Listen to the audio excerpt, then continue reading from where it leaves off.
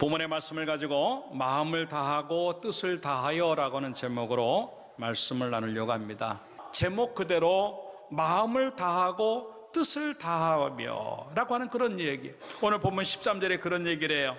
내가 오늘 너희에게 명하는 내 명령을 너희가 만일 청종하고 너희 하나님 여호와를 사랑하며 마음을 다하고 뜻을 다하여 섬기면이라고 하는 이 단서가 붙으면서 그 이후에 나타나는 축복들이 얼마나 엄청난가 하는 것들을 보여주는 것이 오늘 본문의 이야기예요. 광야 한복판에서 하나님은 계속 가나안을 보게 하시면서 너희들이 이렇게 하면 그 가나안, 인간이 가장 가고 싶은, 어떻게 보면 여러분들 소설에나 나오는 유토피아나 아니면 어떠한 그 이상적인 나라 못지않냐는 현실인데도 성경은 젖과 꿀이 흐르는 땅이라고 하는 엄청난 축복의 땅이 그곳에 있는데, 그것을 바라보면서 하나님이 우리를 쭉 이끌고 계신데도 불구하고 우리는 너무나 많이 광야 한복판에 놓여있고 그 광야의 힘든 것들만 보면서 조금만 어려우면 애굽이라고 하는 전혀 우리가 바라보지 말아야 될 것까지 바라보는 그런 모습들이 너무나 많이 존재하고 있지 않는가 하는 것을 생각해 보면서 올해는 좀 다른 한 해가 됐으면 좋겠다 생각을 해요. 그게 뭐냐면 이 광야 생활을 2019년도에 끝내고 올해 연말에 넘어갈 때는 내년 신년인데 우리 교회가 50주년이 되는데 내년에는 가나안이 경험되어지길 주님의 이름으로 축원합니다. 이게 목회자의 꿈이에요. 언제까지 이 힘든 광야, 하나님은 지금 계속 우리의 마음속에 이제 너희 차례라고 하는 마음을 언제부터 주셨는데 왜 아직까지 그 차례가 나에게 안 오고 그 주인공으로서 간증할 수 없을까? 어찌 보면 우리의 삶들 속에서 부족한 것 중에 하나인 마음을 다하고 뜻을 다하여라고 하는 것이 너무 부족하지 않겠는가 하는 겁니다. 아까도 얘기했지만 13절에 만일 청종하고라고 하는 말이에요. 청종이라고 하는 것은요, 온 것들을 다해서 듣는 거예요. 여러분들 뉴스를 하나 듣더라도 중요한 뉴스가 하나 나와봐요. 좀 조용히 해봐. 저것 좀 들어보게. 왜? 그 꼭 들어야 될 이유가 있으니까요. 그래서 온 마음을 집중하는 거예요. 과연 그러한 온 마음이 하나님에게 향할 수 있을까 하는 거예요. 너무나 우리의 삶들 속에서는요, 그 마음이 없는 거예요. 그 뜻이 없는 거예요. 우리가 하나님의 받아야 될 축복들은 이만한데 내가 하나님에게 가지고 있는 마음은 요만해요. 한 부분, 그 마음 가지고 물질은 고사하고 헌금은 고사하고 내 마음 하나도 온전히 하나님을 향하지 못하는 것들이 너무 많다고 하는 거예요. 너무나 우리 마음들이 세상으로, 애굽으로, 이 모양 저 모양으로 다 이렇게 나눠져 있고 막상 하나님에게 이 마음을 집중하려고 하니까 요만한 것밖에 안 남더라. 그러면서 또 뭐라고 말을 하고 있냐면 여호와를 사랑하며 라고. 그 사랑도 마찬가지예요. 너무 많이 돈을 사랑하고 사람을 사랑하고 상황들을 사랑하면서 하나님을 사랑하려고 하는데 하나님에게 집중하는 그 사랑이 요만큼밖에 안 남아있는 거예요. 그러니까 이렇게 마음을 다하고 뜻을 다하는 믿음이 없는데도 우리는 너무나 큰 축복을 경험하려고 해요. 그러면서 뭐라고 얘기를 하냐면 예배 드려도 왜 안 돼요? 기도하는데도 왜 안 돼요? 내가 이렇게 열심히 하는데 왜 안 돼요? 안 될 수밖에 없는 그 작은 것, 내 마음이 한 부분도 빼놓지 않냐고 전부가 다 하나님을 향하고 내 뜻이 하나도 빼놓지 않냐고 전부 다가 하나님을 향하는 그러한 예배, 그러한 기도, 그러한 사역, 그런 것들이 우리에게 주어지지 않으니까 당연한 결과일 수밖에 없다고 하는 것을 얘기하는 것이지요. 사랑하는 여러분들, 이제 오늘 이 설교를 들으면서 여러분들이 어차피 드려지는 예배 아니에요? 마음을 다하는 예배가 되기 바랍니다. 그냥 공부 못하는 아이들이 학교 가기 싫어서 빨리 가라니까 학교까지 유치원 가기도 애들이 싫어가지고 시간 가려고 버틴 게다가 또 그것도 안 되면 아프다고 핑계대고 배 아프다고 그러고 괜히 화장실 가고 싶다고 그러고 꼭 그런 애들처럼 뭐 하나님 앞에 좀 가까이 나가라고 하면 웬 핑계가 그렇게 많고 빨리 가라 그래도 미적미적 떼는 애들의 모습 아닌가 하는 거예요. 여러분들 이제 올해 여러분들의 그 예배가 달라지길 바라요. 정말 우리 마음에 이 시간에 여러분들 어떤 세상에 걱정거리가 그 근심거리가 있고 사업, 직장, 뭐 가정 여러 가지 얽힌 게 있어도요. 어차피 여기 있는 동안에 그 아무 문제 안 일어나니까 걱정하지 말고 그냥 하나님에게 오직 하나님에게 집중하기를 주님 여러분으로 축원합니다. 성가대가 얼마나 잘했느냐, 뭐 목사 설교가 얼마나 오늘 좋으냐 중요하겠지요. 그러나 더 중요한 것은 나에게 과연 하나님이 기뻐하실 만한 온 마음이 다 있는가, 하나님이 받으실 만한 온 뜻이 다 있는가, 그것 생각하면서 다시 한번 여러분 마음속에 하나님이 모든 것 되는 것들로 바꿔지는 믿음이 되어서 올해는 반드시 광야를 끝내고 가나안을 경험하는 축복이 있기를 주님의 이름으로 축원합니다. 하나님이 이렇게 말씀하시면서 왜 이렇게 하라고 말씀하셨을까? 거기에는 다 뜻이 있는데 그것이 무엇인가를 생각해 보면서 함께 말씀을 나누려고 하는 것. 첫째 따라합시다. 임재하심이 있다. 네. 12절의 말씀해 보니까 내 하나님 여호와께서 돌보아 주시는 땅이라 연초부터 연말까지 내 하나님 여호와의 눈이 항상 그 위에 있느니라. 참 멋있는 표현이에요. 연초부터 연말까지 모든 시간들 속에서, 그리고 그 위라고 하는 것은 어느 장소에든지 항상 그 위에 하나님의 눈길이 머물러 있다라고 이렇게 말씀하시는 건데, 여러분 올 한 해 살아가면서 매 시간에 그리고 매 장소에 그 하나님이 함께 하심 임재가 있기를 주님의 이름으로 축원합니다. 예배에도 그 하나님의 함께 하심이 경험되어지고 우리의 기도에도 찬양에도 우리의 사역에도 그리고 우리의 직장과 사업 모든 삶의 현장 속에서 그 하나님이 함께 하심이 경험되어질 때 얼마나 든든하겠는가 하는 것인데, 그러한 모습들이 만들어져서 올해는 내가 하나님을 마음을 다하고 뜻을 다하여 섬겼더니 이러한 임재 은총이 있었다라고 고백하는 축복이 있기를 주님의 이름으로 축원합니다. 여러분의 입으로 고백하는 일들이 왜 우리의 삶의 현장에 없는가 하는 거예요. 하나님은 어디든지 계십니다라고 하는 그 하나님이 왜 나에게만 없는가 하는 거죠. 여러분이 누구에게나 다 하나님은 어디 계십니까? 라고 하면 어디든지 계시지. 아이들이 물어봐도 하나님 어디 계세요? 그러면 야, 하나님은 어디든지 계셔. 내 입으로 고백하는 그 어디든지 계신 하나님이 왜 나에게만 없는가? 이게 이스라엘 백성들의 광야 생활에서 특징이에요. 하나님이 함께 하시지 않냐면 광야를 갈 수가 없어요. 그래가지고 이스라엘 백성들의 계속 구름기둥과 불기둥으로 인도하셨습니다. 눈만 뜨면은 불기둥이 있구나, 구름기둥이 있구나. 그건 하나님의 임재의 상징이에요. 그것도 모자라서 그네들이 고기를 먹고 싶다고 한다면 메추라기를 주시고, 양식이 없다 그러면 만나를 주시고, 목이 가라다고 말하면 반석, 여러분들 돌에서 물이 나온다? 그것도 200만이라고 하는 인구가 먹을 만한 물이 나온다? 이게 보통 기적이겠어요? 그거를 볼 때마다 이스라엘 백성들은 뭘 생각했냐면 하나님이 계시기 때문에 저런 일이 이루어지는구나, 그렇게 생각해야 되는 거예요. 근데 그 생각을 안 하는 거예요. 왜요? 그들의 삶 속에 믿음이 없기 때문에 그래요. 그네들의 모든 것들의 중심은요, 자기였어요. 욕구 해소만 되면 끝. 오늘 더울 텐데 구름기둥이 쫙 옵니다. 그러면 그걸 볼 때 하나님 감사합니다, 하나님 때문에 갑니다 그래야 되는데 구름기둥이 있구나, 다행이다. 구름기둥까지만 가지 하나님까지 안 가는 거예요. 불기둥이 왔어요. 오늘 밤에 추울 텐데 큰일 났네.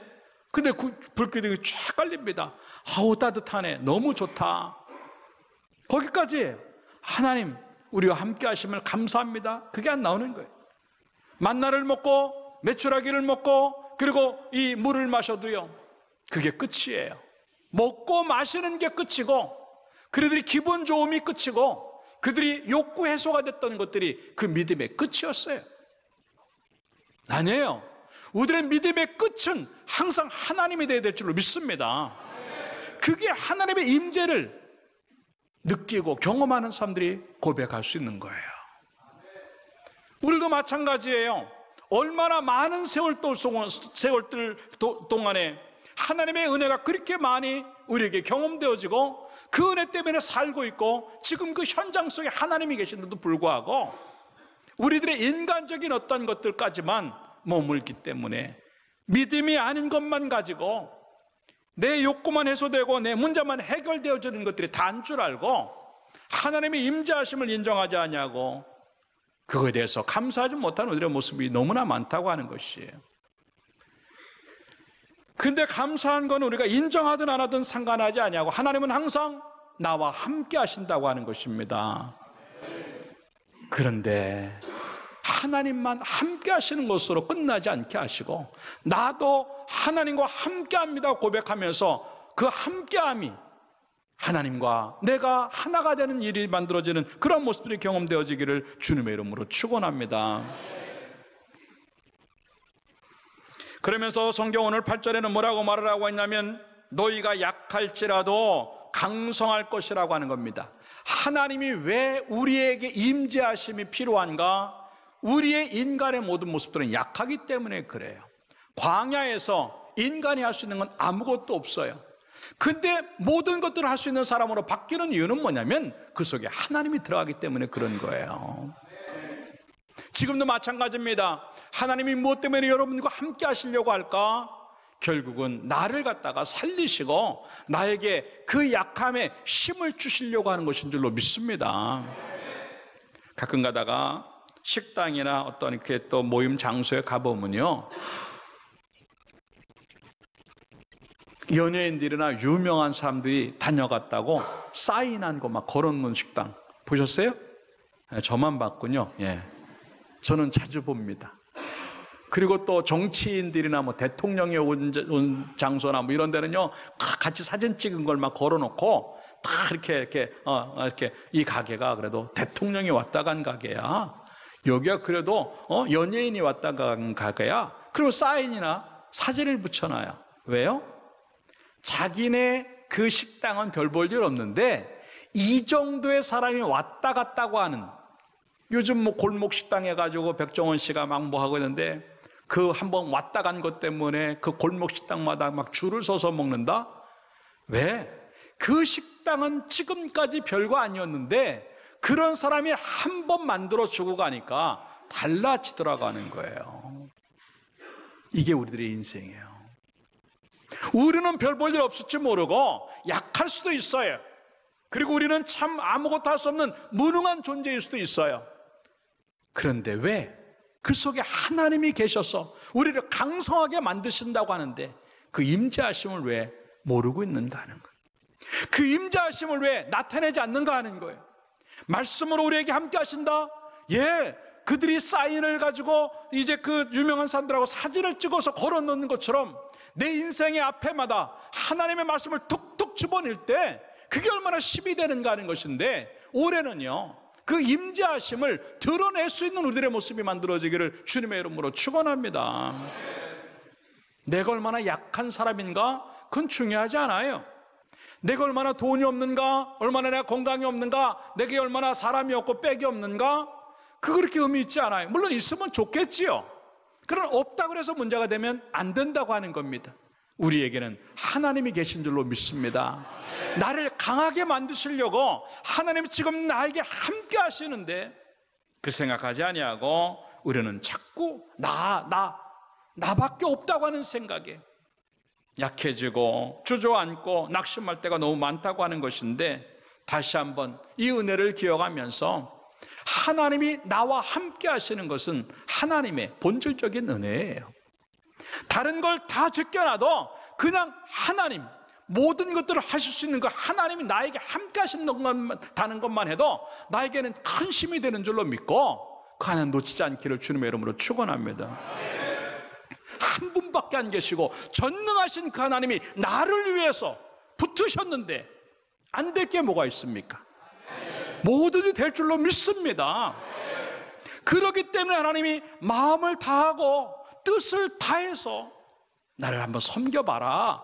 네 현장에 그 하나님의 임재 때문에 다른 일이 벌어질 거라고 하는 것을 약속하시는 것인데, 여러분 올해 그러한 믿음 만들어서 1년 내내 연초부터 연말까지 하나님의 눈이 우리 위에 놓이셔가서 모든 것들을 다 행해 주시는 그 은혜를 경험하는 축복의 하나가 되기를 주님의 이름으로 축원합니다.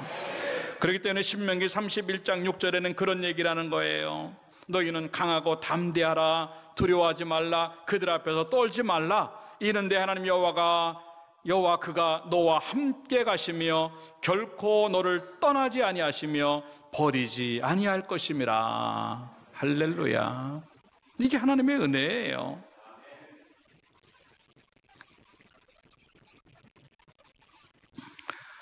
이스라엘 백성들처럼 눈만 뜨면 하나님의 모습이 보이듯이 우리에게도 눈만 뜨면 하나님의 말씀이 존재하고, 눈만 뜨면 기도의 행위가 있고, 눈만 뜨면 성령의 감동이 우리들 속에 주어져 있는데도 불구하고 그 하나님을 발견하지 못해서 혼자 세상을 가는 것처럼 움직인다고 한다면, 다시 한번 우리들의 믿음들을 점검해 보면서 나에게는 하나님이 계셔라고 하는 그 한 가지만으로도 우리가 강성해질 수 있는 그 모습이 됨으로 말미암아 올해 모든 것들을 넉넉히 이기고 복되게 살아가는 축복의 하나가 되기를 주님의 이름으로 축원합니다. 두 번째 따라서 합시다. 인도하심이 있다. 8절의 말씀해 보니까 그러므로 너희는 내가 오늘 너희에게 명하는 모든 명령을 지키라. 그리하면 너희가 강성할 것이요 너희가 건너가 차지할 땅에 들어가서 그것을 차지할 것이며 라고 말씀을 하고 있어.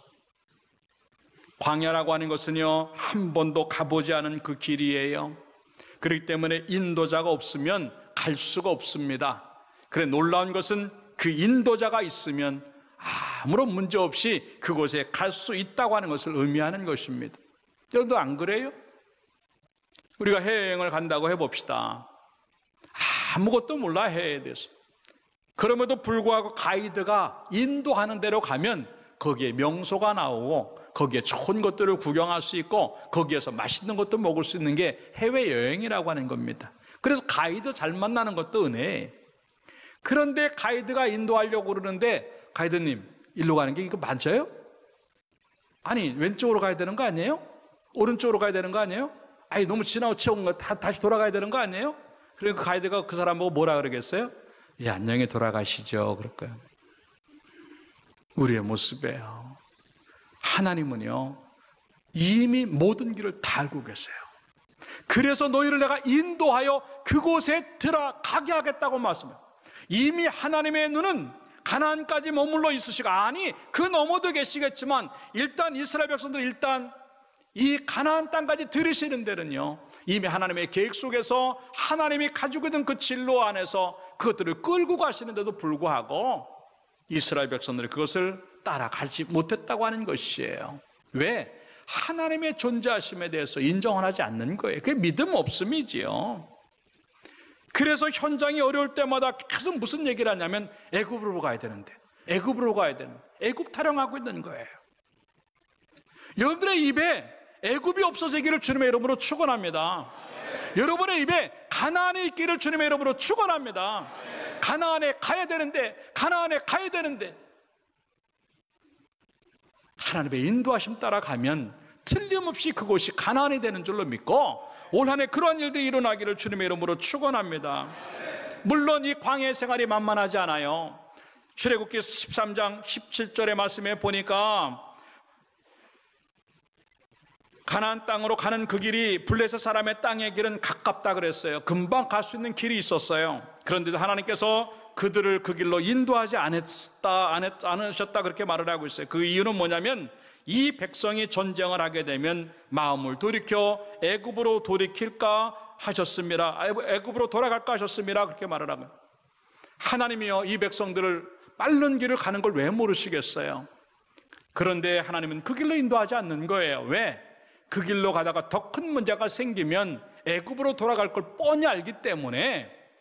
그래도 하나님은 생각을 하셔가지고 더 안전한 곳으로 그들을 이끌고 계시데도 불구하고요, 불평과 원망하는 거예요. 이 길이 아닌데, 이렇게 어려운 길이면 안 되는데, 기도하는 일이 이렇게 어려우면 안 되는데, 예배 드리는 게 이렇게 어려우면 안 되는데, 하나님 앞에 헌신하는 일이 이렇게 어려우면 안 돼. 예수 믿는 게 이렇게 어려우면 안 되는데, 아닙니다. 어려운 길이지만 그 길은 사는 길이에요. 어려운 길이지만 그 길은 복된 길입니다. 그러나 세상의 길은요, 쉽지만 멸망의 길이요, 쉽지만 갈 수 없는 죽음의 길이에요. 그럼에도 불구하고요, 우리의 눈에는요, 항상 세상의 것들이 더 커 보이고 자기가 보는 게 더 낫다고 생각해요. 너무 좋아 보이고 확실해 보이니까 사람들이 자꾸 애굽을 얘기해요. 아, 애굽 우리가 살았었잖아. 애굽 우리가 거기 거했었잖아. 얼마나 좋아. 가나안 땅을 아직 가보지 않았기 때문에 어느 정도의 땅인지 몰라요. 그럼에도 불구하고 계속 자기가 본 것이 다라고 생각하니까 이 가나안을 기대하지 않는 거예요. 그러나 여러분들 기억하십시오. 광야가 여러분의 목적지가 아니에요. 그리고 애굽으로 돌아가려고 나온 게 아니에요. 우리는 가나안에 가야 될 줄로 믿습니다. 올 한 해 여러분들의 모든 삶들 속에 하나님의 인도하심들이 경험되어져서 그대로 그냥 순종하며 가기만 하면 그곳에 가나안이 있기를 주님의 이름으로 축원합니다.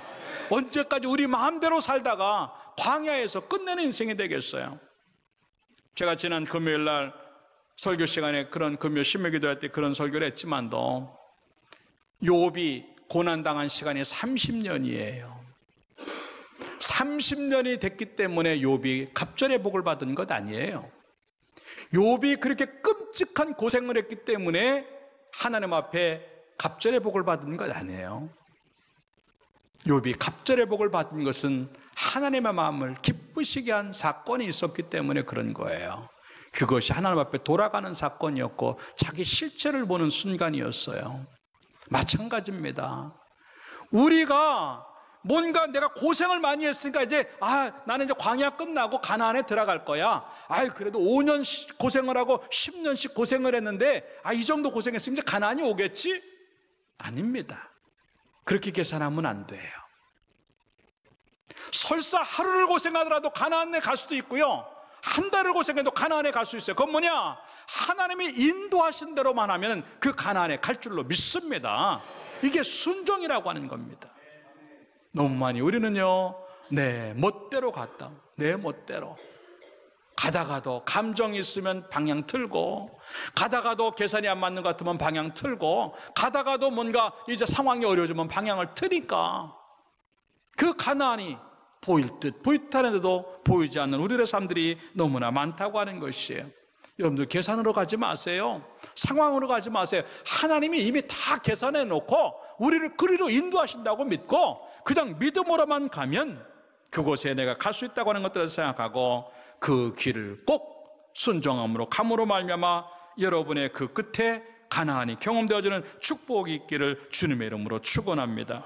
그래서 신명기 1장 33절에는 뭐라고 말씀하시고 있냐면 그는 너희보다 먼저 그 길을 가시며 장막 칠 곳을 찾으시고, 얼마나 기가 막히는 애, 먼저 앞서 가셔가지고 장막 칠 곳들을 다 준비해 놓으시고, 뿐만 아니요 미가서 2장 13절에는 뭐라고 말을 하고 있냐면 따라합시다. 여호와께서는 선두로 가시리라. 믿습니까? 선발대 같이 먼저 가셔서 우리의 모든 것들을 준비하신 하나님이라고 하는 것을 의미하는 것인데, 사랑하는 여러분들, 하나님의 준비하시면 틀림없을 줄로 믿습니다. 하나님의 인도하심은요 정확한 줄로 믿고 그 은혜로 가기를 주님의 이름으로 축원합니다. 그렇기 때문에 잠언 3장 5절의 말씀에 보니까 오늘 본문에 나오는 단어와 똑같은 단어가 나오는데, 너는 마음을 다하여라고, 마음을 다하고 뜻을 다하여 똑같은 단어인데, 너는 마음을 다하여 여호와를 신뢰하고 따라서 내 명철을 의지하지 말라. 네, 이게 답이에요.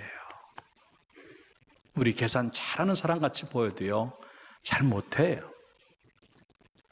멋있게 작전 짜는 것 같고 기가 막힌 계획 짜는 것 같아도 우리 계산이 틀려요. 그렇기 때문에 6절에는 뭐라고 말을 하고 있냐면 너는 범사에 그를 인정하라. 그리하면 내 길을 지도하시리라. 할렐루야. 하나님이 지도하시는데 안 될 게 어디 있겠어요. 그 은혜가 우리에게 경험되어져서 여러분의 끝에 가난이 있기를 주님의 이름으로 축원합니다. 마지막 세 번째 따라합시다. 채워주심이 있다.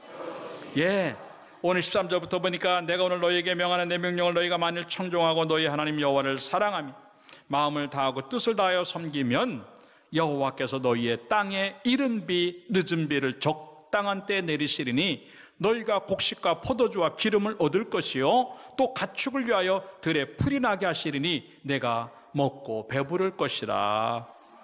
이 은혜가 있기 바랍니다. 광야는요, 자주 얘기하지만 사람의 힘으로 살 수 없는 곳입니다. 농사도 안 되고 옷도 지을 수 없고 신발도 만들 수 없고 물도 만들어낼 수 없습니다.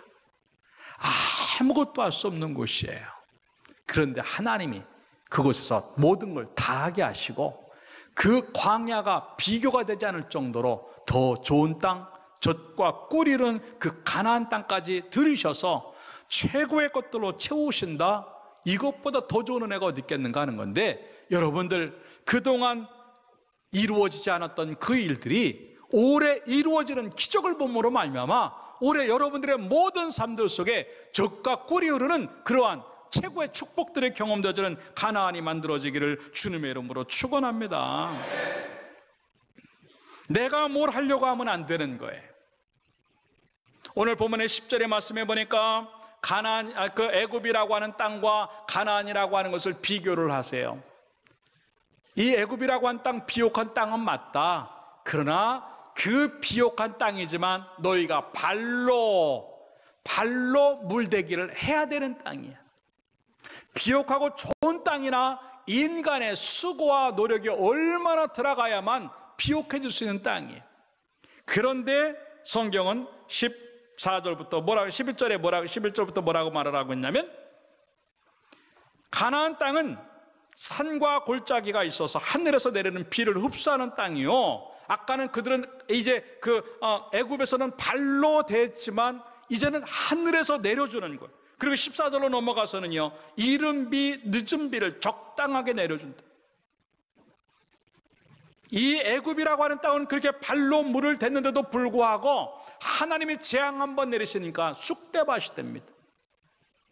그런데 하나님이 만들어놓은 그 땅은요, 사람이 노력하지 않은데도 불구하고 모든 것들이 다 채워지는 축복의 땅이 되는 줄로 믿습니다. 올 한해 생각하셔야 돼요. 내가 만들어서 고생하면서 만든 땅을 갖고 살 것인가, 하나님이 채워주신 그 땅을 갖고 살 것인가. 아무리 내가 노력을 해도요, 하나님이 재앙 한번 내리면 인간의 것들은 그냥 다 사라지는 거예요. 근데 믿음을 가지고 하나님의 것들을 가지고 사니까 어떤 일이 와도 다 되는 줄로 믿습니다. 이것이 바로 하나님이 우리에게 약속하신 그 축복이라고 하는 거예요. 이게 연초부터 연말까지 하나님께서 우리를 인도하셔 주시는 마지막 선물이신데, 여러분 올해 반드시 그 광야가 그치고 가나안 땅에 채워지는 그 축복과 은혜들이 여러분의 삶의 현장 모든 곳에 가득가득 채워져서 복된 사람이 되기를 주님의 이름으로 축원합니다. 결론적으로 말씀을 드리겠습니다. 1월 이제 아직 다 가지 않았습니다. 아직도 기회는 있습니다. 올 연초부터 연말까지 내가 어떻게 살 것인가를 생각해 봅시다. 성경은 이렇게 말합니다. 마음을 다하고 뜻을 다하여라고. 그 믿음 가질 때 주어지는 은혜가 얼마나 큰지, 광야를 끝내고 가나안이 있을 것이라고 약속하시는데 2019년 한 해가 반드시 광야를 끝내고 이 가나안이 경험되어지는 축복의 하나가 되어져서 하나님이 하셨다고 자랑하는 간증자가 되고 그 축복의 주인공이 되기를 주님의 이름으로 축원합니다. 기도하겠습니다.